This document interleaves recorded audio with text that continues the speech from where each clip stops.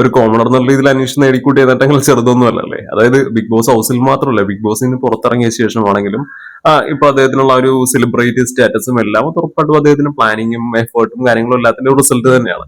അപ്പൊ ആ ഒരു പട്ടികയിലേക്ക് എന്നാലും ഒരു പുതിയൊരു നേട്ടവും കൂടി അദ്ദേഹം എന്നാലും കൈവരിച്ചിരിക്കുകയാണ്. ഒരു ലക്ഷം എന്ന് പറയുന്ന ഒരു കണക്കിലേക്ക് കൂടി അദ്ദേഹം എന്തായാലും വന്ന് പെട്ടിട്ടുണ്ട്. അതായത് ബിഗ് ബോസ് ഹൗസിൽ പോകുന്നതിന് മുന്നേ തന്നെ ആൾക്കൊരു യൂട്യൂബ് ചാനലുണ്ട്, അനീഷ് സാമ്പിൾസ് എന്ന് പറഞ്ഞിട്ട്. അപ്പൊ അതിൽ കുറച്ച് വീഡിയോസും കാര്യങ്ങളൊക്കെ ചെയ്യുന്നതാണ്. പക്ഷെ അതൊട്ടും കയറുകയോ വലിയ രീതിയിൽ വൈറലാവുകയോ വലിയ രീതിയിൽ ഫോളോവേഴ്സോ കാര്യങ്ങളൊന്നും ഉണ്ടാകുന്ന ഒരു ചാനലോ കാര്യങ്ങളൊന്നും അല്ല.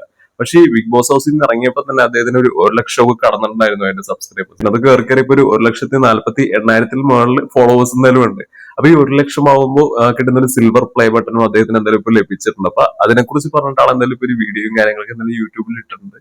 അതിന് നല്ല രീതിയിൽ തന്നെ കമന്റ്സ് ആണെങ്കിലും എല്ലാം നമുക്ക് നോക്കൽ അറിയാം. അദ്ദേഹത്തിനുള്ള സ്നേഹവും സപ്പോർട്ടും കാര്യങ്ങളും എല്ലാം നല്ല രീതിയിൽ തന്നെ കാണാവുന്നതാണ്. അപ്പൊ അത്രത്തോളം സബ്സ്ക്രൈബേഴ്സും കാര്യങ്ങളും എല്ലാം കയറാനുള്ള പ്രധാനപ്പെട്ട കാര്യം എന്ന് പറഞ്ഞാൽ ഉറപ്പായിട്ടും അനീഷിനെ ഈ ആൾക്കാർക്കാട് ബോധിച്ചു അല്ലെങ്കിൽ ഇഷ്ടപ്പെട്ടു.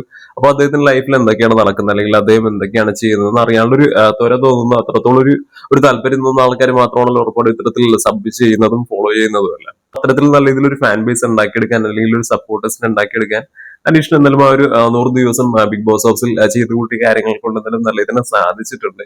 അതെല്ലാം ഇപ്പോൾ നല്ല ഇതിന് ആളൊന്നും അദ്ദേഹം ചെയ്തു കൂട്ടുന്ന കാര്യങ്ങളൊന്നും ഒട്ടും ഗ്രാഫ് നിലത്തോട്ട് പോകുന്ന രീതിയിലൊന്നും ഇതുവരെ ഒന്നും പുറത്തിറങ്ങിയിട്ട് ചെയ്തിട്ടില്ല. അതായത് മറ്റുള്ള ആൾക്കാർ പുറത്തിറങ്ങിയ ശേഷം കാണിച്ചു കൂട്ടിയ പല കാര്യങ്ങളും നമ്മൾ കണ്ടതാണ്, അങ്ങോട്ടും ഇങ്ങോട്ടും ഉള്ള പ്രശ്നങ്ങളും എല്ലാം. പക്ഷെ അതുപോലത്തെ കാര്യങ്ങളൊന്നും പെടാതെ ആ ഒരു സ്റ്റാൻഡേർഡ് കീപ്പ് ചെയ്ത് പോകാൻ അനീഷിന് എന്തായാലും ഇപ്പോഴും സാധിക്കുന്നുണ്ട്.